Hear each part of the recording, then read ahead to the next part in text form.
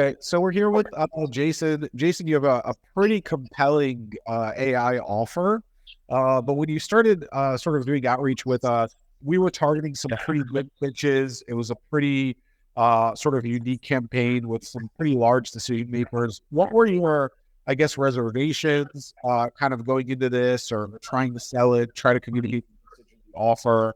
And just what was the experience of sort of onboarding and getting all that stuff together alike? We should start there. Yeah, well, first of all, I think being an entrepreneur, you just never have the hours in the day that you want to dedicate to all the different areas. And knowing that outreach is just one of the pieces of the sales funnel, I was looking for experts to help me refine the ICP that I was working on, that customer profile that really fit. And so the onboarding process with you guys was fantastic, working back and forth to figure out, hey, if we, kind of target this profile, we might get these results. Here's some other options that I hadn't even thought about. So I thought the onboarding was super smooth, really professional in terms of helping me think through the process and also understand what other options, what other customer profiles were out On this. And what kind of experiences did you get from just kind of working with the market and just talking to leads? Like a lot of times use cold tracking as a barometer for the health of our system. So just like without going into like financial, like what were some of the things that you learned as you started taking calls and getting meetings booked?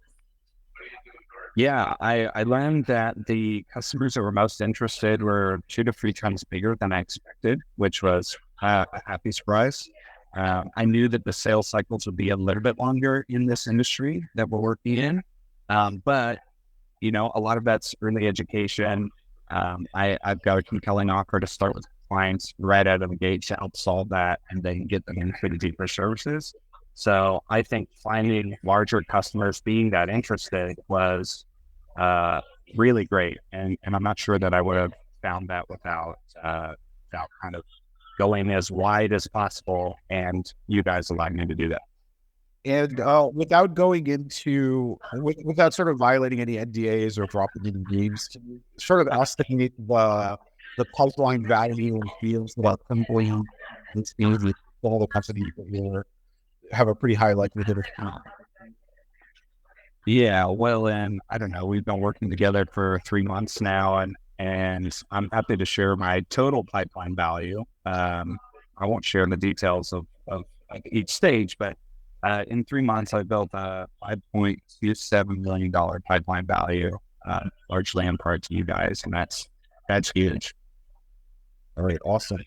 And is there anything that you wish you would have known maybe at the start of the process, between ongoing along? Like if you could sort of rewind your take, me with us in the past, what would you say? How can we make it better? Well, I think I underestimated how much of my time would actually be on sales calls, which is maybe a kudos to you guys.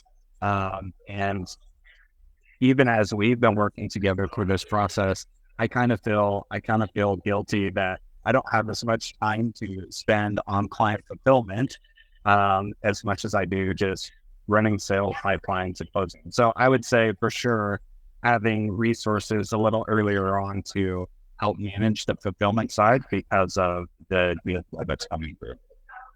All right, awesome. But that's a great problem to have. Yeah, people always underestimate it because you just run out of usable hours. Like your brain, you're still Yes. awake, but your brain is kind of